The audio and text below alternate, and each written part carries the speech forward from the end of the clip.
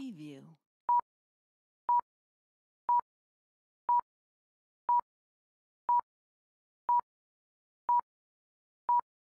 Preview.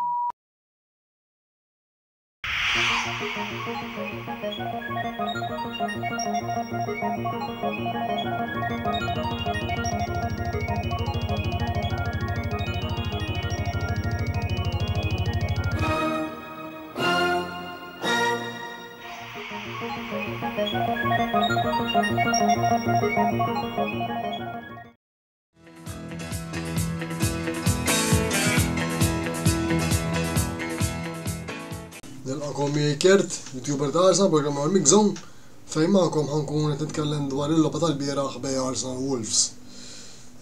Mela, nistgħu ngħidu li ġejna ħareġ kważi bl-istess line-up, tgħid, mill-logħba tal-Lens, kull ma bidel Havertz flok Trossard, però l-bija kienu l-istess 11 li rebħu din il-5 logħba konsekuttiva issa u bekk nibqgħu fil-qoċċata tal-lig. Niġu għall-logħba, bdejna verament b'saħħitna ħafna, ma tajna l-ebda ċans li Wolves qatt jippruvaw joħorġu bil-ballun, nippressawhom għoli, nirbħu l-ballun għoli wkoll, ħloqna diversi ċansijiet. L-iskor fil-fema tiegħi huwa giddieb għażgu li kellna niskurjaw tal-inqas trej oħra, għabtuna ġiex lasti wkoll matul il-partita. Biss però il-logħba tal-bieraħ uriet li fil-Premier League ma tistax tieħu l-logħba lightly, anke speċjalment tant tirbaħ tnejn b'xejn. Tnejn b'xejn huwa riżultat verament perikolus fil-fema tiegħek. Insibu gowl kif għamlu Wolves jitlu fil-partita u jista' faċilment ġibu l-gowl ta' draw u għandna hekk għamlu. Però l-bieraħ sa aħħar minuta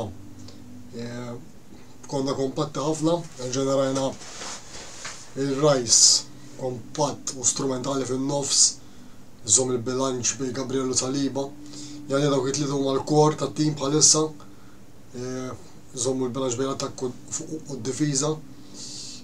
Rajna l-Odegaard, l-oħra pożittiva ħafna, Saliba u Gabriel m'hemmx ħaġa ngħidu. Raja kien konvinċenti wkoll, fil-gol ma kellux tort, żgur li kien xut b'saħħtu ta' kunja, żgur ma seta' jagħmel xejn aħjar minn hekk. L-isbal ġie minn Zinchenko, irbaħna ballu fi kaxxa tagħna, kultant tajjeb li tikli rinqablament f'dawk il-ħinijiet tal-logħba. Tipprova toħroġ bil-ballun dejjem imma meta tkun under pressure tajru ballun il fuq ma sax eżem Zinchenko l-bieraħ prova joħroġ bil-ballun, ħadulu u ġabu t-tuwan u daħlu l-partita u l-axħar 10 minuti tal-logħba kellhom żgur fejn li ġibuna draw. Però statistika importanti ħafna l-ewwel shoot on target tal-Wolves ġie fis-60 minuta tal-logħb. Dis-sena għandna rekord tal-inqas lajna goals, lajna 11 goal u believe it or not matul tal-istaġun l-inqas lajna xuttijiet ukoll, kull ma qlajna 28 xut b'kollox. Hija statistika li turi kemm verament dis-sena issudajna fuq wara. Issa l-oħra konna iktar fukati fuq quddiem u mod ta' kif nattakkaw. Dis-sena forsi naqqasni tal-attakk, però fuq wara sirna diffiċli ħafna biex tiftaħna u żgur li ċertu biex tiskurja ċertu gowl irid tiġi minn żball tagħna kif hekk għamilna l-bieraħ. Iġġiex goals ta' Saka ta' Odegaard kienu ġiex goals sbieħ ħafna waħdujn tajjeb ħafna. Il-gowl ta' Saka, il-mod ta' kif ġibet plejer għadda ballun bejn tnejn, Jesus żomm il-ballun reġa' waqqaħulu ħabtu ma' Rice raġa' taħ il-ballun u Saka sab irrokna x-xibka, kien gow ver maħdum tajjeb u gow sabiħ, arti ta' boll nistgħu ngħidulu. It-tieni gowl ukoll rajna l-1-2 ta' Zinchenko u Jesus, Zinchenko ta' barra u Odegaard xut fil-baxx Tava fil-rok ta' xibka biex għamilna t-nej bxej. Mbagħad rajna istituzzjonijiet ukoll, rajna l-Havertz li daħal ukoll tajb ħafna, Nketja, falla ċans kbir minnhom raqt il-lasta. Nketja bħalissa ġdina f'postu għax Jezus huwa l-starter il-11 tagħna, però tidħol tajb Nketja għalkemm ma jiskurjax xorta jsib ċansis fejn jiskurja. Havertz ukoll dħal verament tajjeb, rajn Jorginho u l-Kivjor li verament ukoll għardija ta' daw is-sostituzzjonijiet kienu biex iżommu r-riżultat u hekk għamilna. L-aħħar tal-partita waqajna b'5 fuq wara. Kellna l-Saliba, Kivjor, Gabriel, Zinchenko u Ben White, b'għed ukoll ma ninsewx fuq Tomiyasu. Tomiyasu jidher li jkollu sew u ġġa xi ftit l-istess inġuri li kellu. Tomiyasu nistgħu ngħidu wkoll li huwa plejer meta jkun irtab regolari jibda weġġa' ukoll is-sena l-ora. Issa reġgħu wera li minn dul abdaw is-sitt partiti u xulxin weġġa' llum, però żgur li nhar it-tlieta mal-Luton away nerġgħu fl-iskwadra. Kif qed ngħidu misna mal-Luton, logħba triki, Luton huwa tim li għadu tilgħu mid-Championship u huwa tim li jista' jtik ħafna problemi. Rajnihom mal-Liverpool meta ġew draw. Żgur li huwa tim perikolus ma nistax tafdaħ għax hekk jilgħablek bil-low block żgur ħajkunu diffiċli immens biex tiftaħhom. Wara l-Luton għandna logħba oħra importantissima mal-Aston Villa, away ukoll ħatkun logħba triki ferm. Aston Villa bħalissa din minn fażi verament tajba, din ir-reba fil-lig. Għadhom ġejjin minn rebħa konvinċenti ma' Tottenham, ġifieri żgur li u ta' weekend imisshom jilagħbu żgur li huwa tim li ħajkun hemm jiġġa top 4. Il-lig Ingliż kulħadd jaf kemm huwa lig kompetittiv, lig dejjem miftuħ, tgħid għal kollox kemm għal-lig kemm għat-top 4. Diversi timijiet b'saħħithom ħafna, mistet il-Liverpool ma nistgħu qatt naqtawhom, daw imisshom jilagħbu llum ukoll. Issa rridu naraw se jiġri nhar it-tlieta u importanti li nkomplu nirbħu, speċjalment ma' timijiet ta' dawn li din fil-bottom half tal-klassifika. Għaliex jekk imbagħad mal-kbar tikseb il-punti żgur li ħatibqa' tiċċallenġja għalik sal-aħħar ta' dil-staġun. Nittama li nkomplu mixin fit-triq tajba, għandna skwadra b'saħħitha, ħanejt statement li verament hekk nemmenu. Nemmen li jekk ma jkunx injuries touch wood. Nemmen li ħankunu tim tal-biża li dalab kontrina. Niddominaw il-logħba minn kull aspett. Diffiċli biex tiftaħna kif qed ngħidu. Żgur li ħafna timijiet u naħseb anke fl-Ewropa ħajsibuha diffiċli jilagħbu kontrina. Jalla, xorta nibqa' ngħid il-fatt li għandna bżonn striker. Dak il-number 9 li tik dawk 20 gol fl-istaġun, għalkemm goals mhux problema, aħna jiġu minn ħafna pożizzjoni ta' players il-goals, biss biex xorta nemmen biex ikollna squadra kompluta rridu dak l-striker dak il-9 li tik dawk l-20 gol. Grazzi, semmija kollha, naddu għar-reklami kif niġu lura minn-reklami ħajidħol Mark biex jagħti l-analiżi tiegħu bejn Monza u Juventus. Grazzi.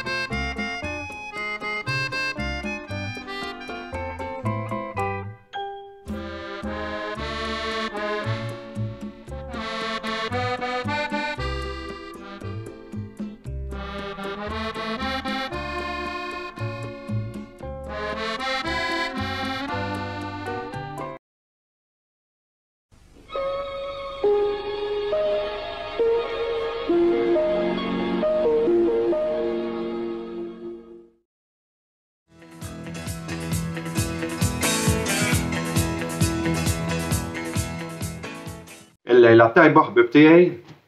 Qed nirrekordja dan il-video prattikament 24 siegħa wara r-rebħa ta' Juventus kontra t-tim ta' Monza bl-iskor ta' 2-1 fil-U-Power Stadium, il-logħba li kienet l-antiċipo ta' dan il-programm tal-kampjonat ta' Serie A li intlabet f'xi taqliel u li ġabet emozzjoni kbira lina il-Juventini.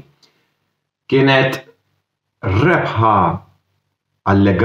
ta' Allegri, dik il-famuża rebħa jew wieħed xejn jew 2-1 u is-sabiħ ta' din ir-rebħa huwa li aħna nkantaw finu alla fine sal-aħħar bil-Malti għandna t-tiġrija sal-barkun u hekk kien il-bieraħ.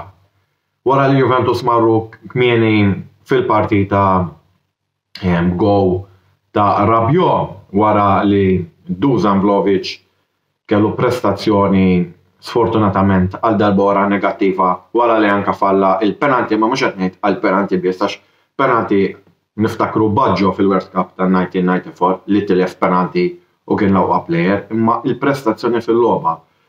Mill-istess corner għax Di Gregario li għamela ta' Super Gigi Buffon il-bieraħ inkarigalu ruħu Nicolas Caviglia illi Rabiot għala Ronaldo u għala utefa bir-ras fix-xibka.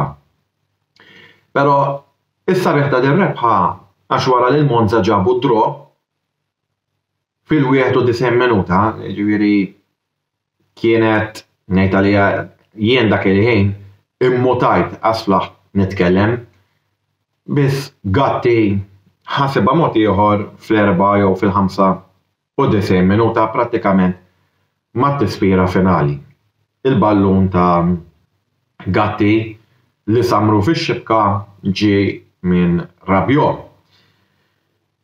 Niddiskrivi din ir-rebħa bħala rebħa tal-qalb għax tkun qalbek kbira biex taqla l-gow dak il-ħin u ma titlifx il-konċentrazzjoni għalhekk kienet rebħa tal-moħħ. U ammirajt li Rabiot illi ma lil-Monza ġabu draw dak l-iskars ta' Gagliardini mar jifraħ qudiemu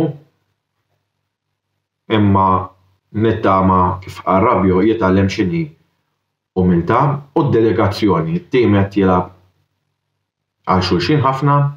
Dawn huma l-istess plejers tas-sena l-oħra, l-istess plejers li Gravina u sħabu għatawlhom saqajhom intortament għalawhom il-barra miċ-Champions League. Imma kif jgħidu Alla ma jħallasx bin-nar ta' ħadd għax it-tim li daħal flokna l-Milan qiegħed jiddiżappunta bil-kbir fiċ-Champions League imma ma rridx naqbad parentesi oħra. Imma dis-sena qegħdin juru li qegħdin hemm biex nidħlu fil-UEFA Champions League li jmiss b'ċertu kumdità, nibqa' nsostni li huma biss l-Inter fuq il-kampjonat, ma sallum it-tim Juventin qed jagħtina pjaċir u pjaċir tassew.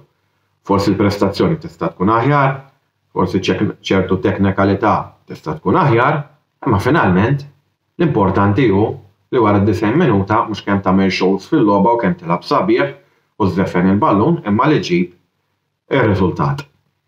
Ta' min jgħid għalfien ta' statistika dik kienet l-ewwel rebħa ta' Juventus kontra t-tim tal-Monza f'dak li huwa kampjonat tas-Serie A wara d-delużjoni tas-sena l-oħra li daw ħadulna 6 punti. U niġi biex ngħaddi għal Pagelle, nibda bil-goalkeeper Szczesny li inti 5.5 naħseb għandu xi ftit ta' responsabilità fil-gowl li qlajna. Gowl li seta' kien jikkompromettilna l-partita. Gatti ħanteħ 6.5.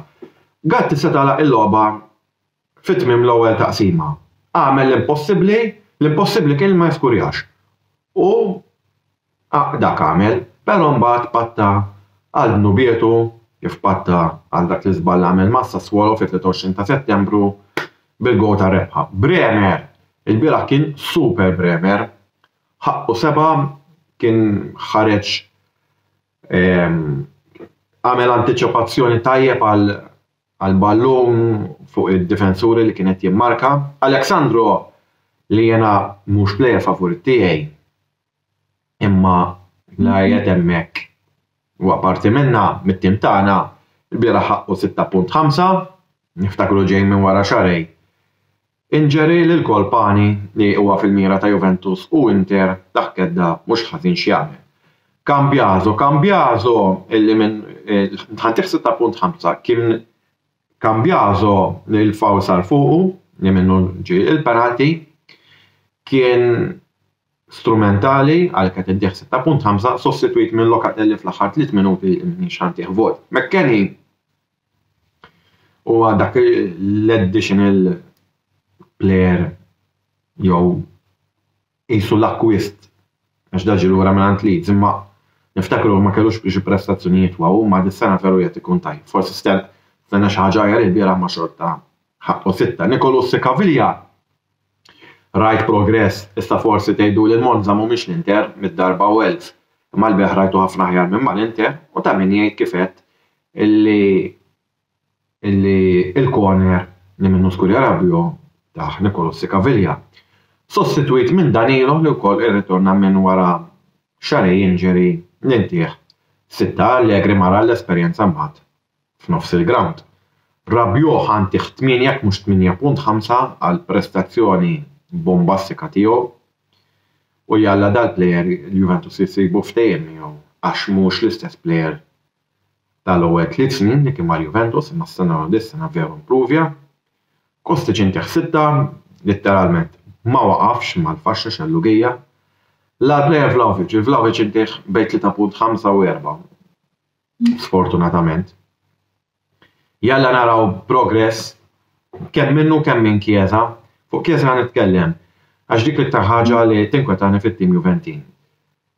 Vlahovic ġie sostitwit minn Milik li intih 6 kien kollu attiv fil-kaxxa. Chiesa ma kienx ħażin, biss nistenna iktar minnu ħantih 5.5 sostitwit minn Ken li mhux ħantih vot. Allegri ħantih 6.5 fuq din il-logħba, ma fit-tieni taqsima rridu ngħidu minna xejn straordinarju ma ir-rebħa ġibnija. Li jmiss hija dik il-logħba li nkun qed nistennija. Ħatkun il-logħba kontra iċ-Champions Taljani. Ħatkun mhux logħba faċli. Imma jekk nilagħbu sew u forsi tiġi rebħa tkun konferma li nkunu għamilna pass żgħir lejn il-mira tagħna li nersqu lejn iċ-Champions League. Però fuq din logħba m'iniex nitkellem f'dan l-istadju. Issa ħanidħol live wara li l-editur ikkonvinċini nhar il-ġimgħa u mbagħad nimxu minn hemm lemm. Il-lejla tajba, forza Juve u finu alla fini, saħħiet bieb.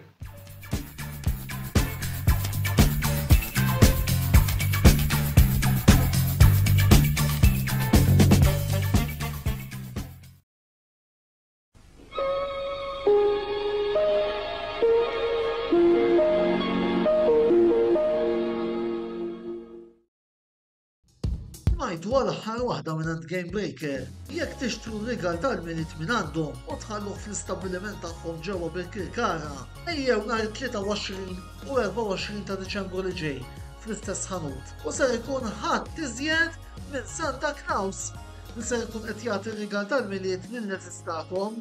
Mela d-darba għamlu tmani xtru r-rigal minn Game Breaker u mbagħad ħallu f'idej l-istaff qabbli tagħhom biex jagħtukom esperjenza unika għal matul dan iż-żmien tal-miliet li ġej. Game Breaker, l-aqwa logħob tal-PlayStation, Xbox u Switch.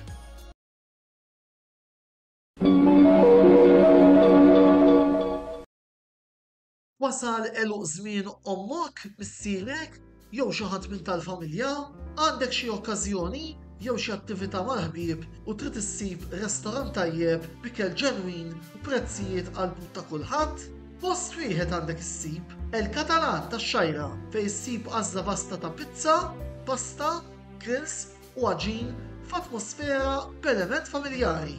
Għal bookings ċempel fuq 21 800 997 jew żur is-sit tagħna għal iżjed informazzjoni. El Catalana, ir-ristorant għalik.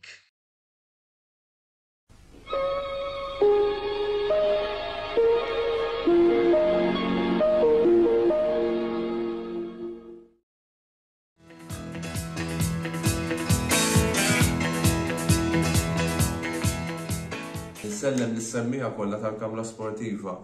Dalgħodu ħanatikom l-analiżi tal-partita li ntlabet il-bieraħ 2 ta' Diċembru fit-9 ta' filgħaxija bejn Newcastle u Manchester United li ntrebħet l-iskor ta' 1-0 favur Newcastle. Mela, jiena nixtieq nibda hekk sewwa.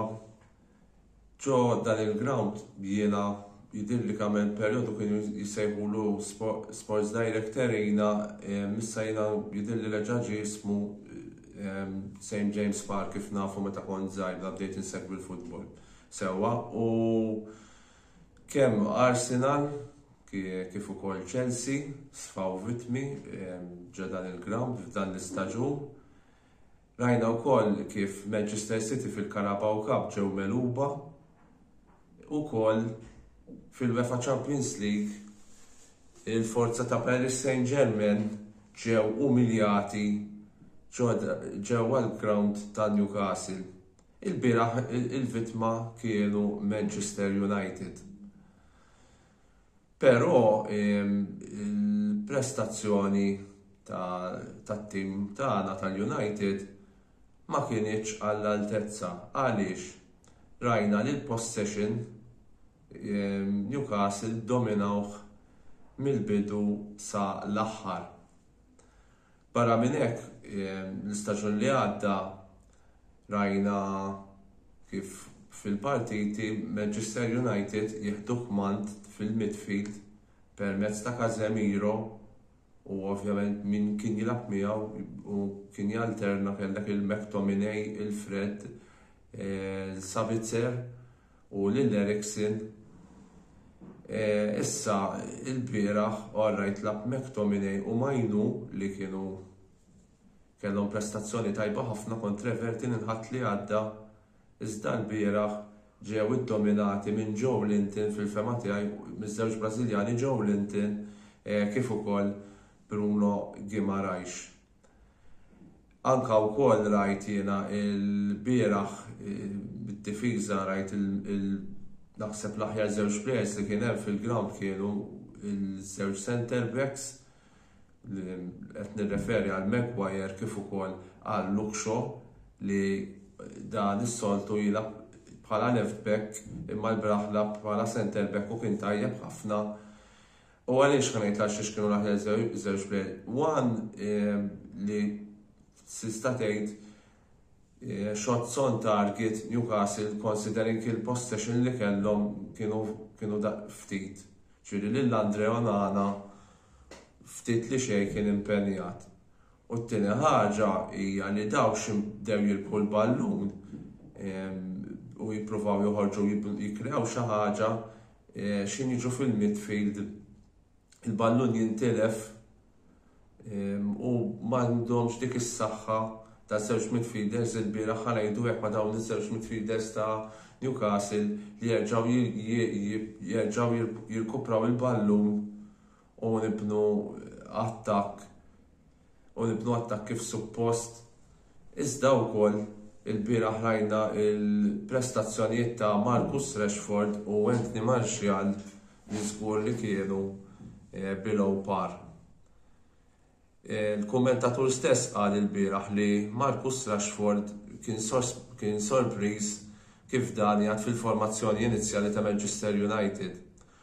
U naħseb li kellu raġun għax il-bieraħ tista' tgħid kien inesistenti anke kif ukoll Martial li naħseb dan il-plejer jiena il-klabb taħt ċans biżżejjed il-bieraħ taħt ċans ieħor minflok Rasmus Højlund u reġa' deluda.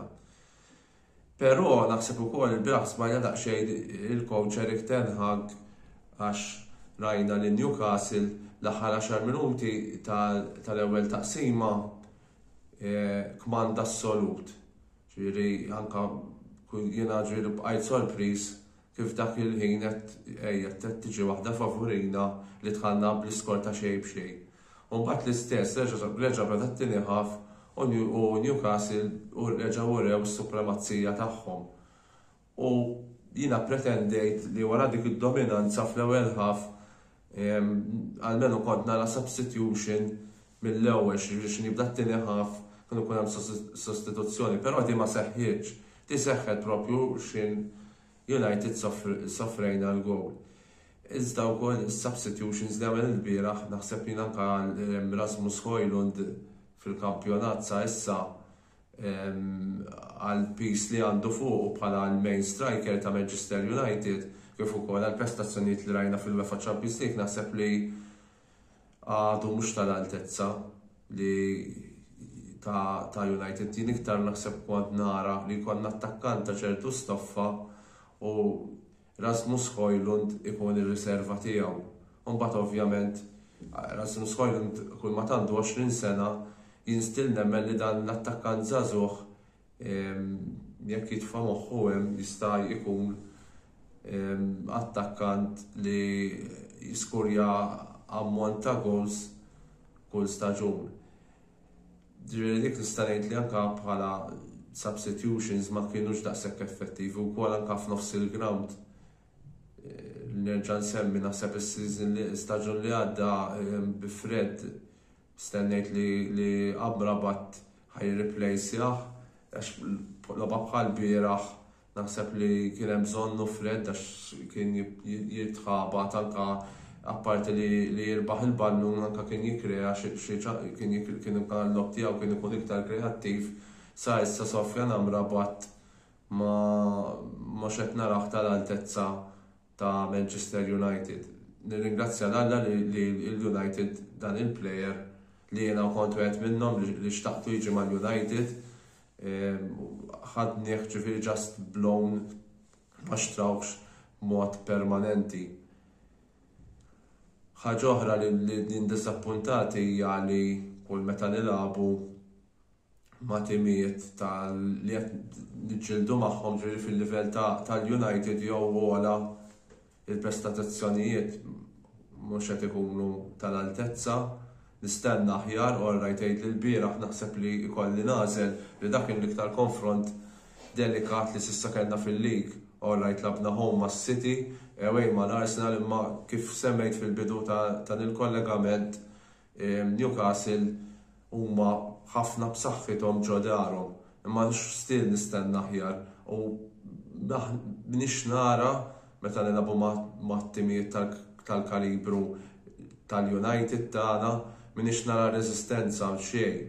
So jew anka m'hemmx dik il-grinta u li qed tinkwetani ħafna x'il-lob li jmiss issa għandna l-erba'hom kontra Chelsea u mbagħad ovvjament hemm il-logħba tal-Bournemouth fil-kampjonat home ukoll, imbagħad hemm żewġ logħbiet li jistgħu jiddeċiedu l-andament tal-kampjonat jew ovvjament iktar għall-moral tat-tim qed nirreferi għall-logħba tal-UEFA Champions League kontra Bayern Munich fit-12 ta' Diċembru home ġewwa Old Trafford u mbagħad il-logħba kruċjali barra minn darna kontra Liverpool li naħseb jekk nilagħbu b'daw it-tip ta' prestazzjonijiet unfortunately ikollna massakru ieħor bħalma kellna dal-aħħar żewġ staġuni meta morna nilagħbu ġo Anfield.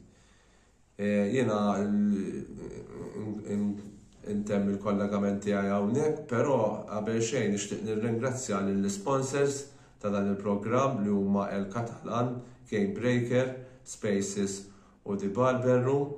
Din ix-xandira ħadd tkun available fil-mezzi soċjali tal-YouTube. Kif ukoll nixtieq ngħid li llejla ħajkollna kollegament live mill-editur Antonello Abela li fil-11 ħajkun qed jagħti l-analisi tiegħu tal-partita mis-Serje A bejn Napoli u Inter. Il-ħadd it-tajjeb u bħal dejjem Glory Man United.